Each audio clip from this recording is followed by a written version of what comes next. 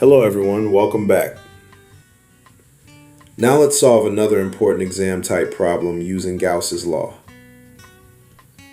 If we look at the problem, we have a long, thin conducting cylindrical shell with a radius of 3.00 centimeters and a linear charge density of 2.00 times 10 to the power of negative 8 coulombs per meter. We are asked to calculate the electric field at R equals R over 2, at R equals 2R, and finally, determine where the electric field reaches its maximum value. Before we begin, let's quickly review the required formulas. For a conducting cylinder, the electric field inside the cylinder is 0. Outside the cylinder, we use E equals lambda divided by 2 pi epsilon 0 r. Now let's solve the problem step by step. Step 1.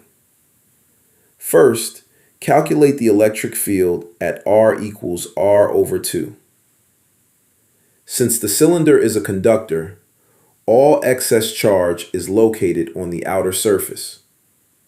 Therefore, a Gaussian surface inside the cylinder encloses no charge. So the electric field is simply E equals 0. Step 2. Now calculate the electric field at R equals 2R, which is 6.00 centimeters or 0.060 meters. Since this point is outside the cylinder, we use the formula E equals lambda divided by 2 pi epsilon 0 r. After substituting the values, we obtain E equals approximately 6.0 times 10 to the power of 3 newtons per coulomb. Step 3. Finally, where is the electric field maximum? Notice that outside the cylinder, the electric field is inversely proportional to the distance r. This means the field decreases as we move farther away. Therefore, the maximum electric field occurs exactly on the surface of the cylinder, where R equals R. The maximum field is E max equals lambda divided by 2 pi epsilon 0 r. This completes the solution. Now let's solve another important and frequently asked exam problem from Gauss's law. If we look at the figure, we have two very long parallel line charges separated by a distance of 8.0 centimeters. The first line has a linear charge density of positive 6.0 microcoulombs per meter, and the second line has a linear charge density of negative 2.0 microcoulombs per meter. We are asked to determine the point on the x-axis where the net electric field becomes 0. Before we start, let's quickly review the required formula.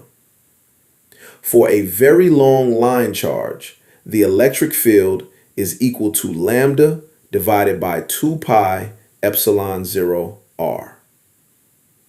To find the zero field point, the magnitudes of the two electric fields must be equal. Now let's solve the problem step by step. Step 1. First, let's analyze the physical situation. Since the two line charges have opposite signs, the electric fields between them point in the same direction. That means they cannot cancel each other in the region between the wires.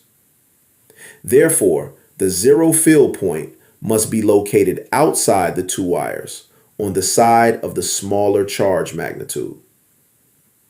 The first wire has plus 6 microcoulombs per meter, while the second wire has -2 microcoulombs per meter. Since the magnitude of lambda 2 is smaller than the magnitude of lambda 1, the electric fields can only cancel outside the two wires on the side closer to the weaker charge, which is wire 2. So, the point where the net electric field becomes 0 must be to the right of wire 2. Now let's continue by step 2, mathematical setup. Now, let's determine the distances. If you look at the figure, we choose a point to the right of wire 2. Let its distance from the origin be x. Since each wire is L/2, or 4 centimeters from the origin, the distance from wire 1 is R1 equals x plus 4 centimeters. And the distance from wire 2 is R2 equals x minus 4 centimeters. Now we substitute these distances into the electric field formula for each wire. Since the net electric field is 0 at this point, the two field magnitudes must be equal. Using R1, R2, and the electric field equation, we solve for x, which gives the location where the resultant electric field is 0. Step 3. Now set the magnitudes of the two electric fields equal. Substituting the charge densities gives 6 divided by x plus 4 equals 2 divided by x minus 4. Solving this equation gives x equals 8.0 centimeters. So the net electric field is 0 at a 0.8 centimeters to the right of the origin. Excellent work.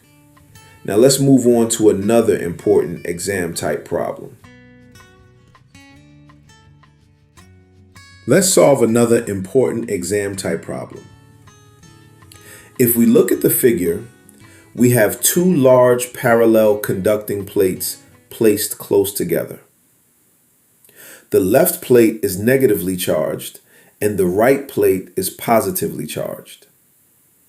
The surface charge density is 7.00 times 10 to the power of -22 coulombs per square meter. We are asked to find the electric field at 3 different locations: the left side of the plates, the right side of the plates, and the region between the two plates. Before solving the problem, let's quickly review an important formula.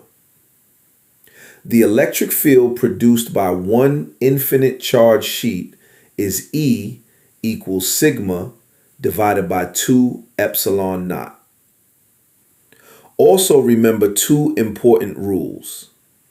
A positive sheet produces an electric field away from the sheet, while a negative sheet produces an electric field toward the sheet. Finally, we use the principle of superposition, which means the total electric field is the vector sum of the fields produced by each plate. Now let's analyze the directions. If we look at the figure, outside the two plates, the electric fields are in opposite directions, so they cancel each other. Therefore, the net electric field is 0 on both the left side and the right side of the plates. Between the plates, both electric fields point from the positive plate toward the negative plate, so they are in the same direction and add together. Therefore, E equals sigma divided by epsilon naught. Now substitute the given values. The result is 7.91 times 10 to the power of -11 newtons per coulomb. Since the field points from the positive plate to the negative plate, Its direction is along the negative x-axis.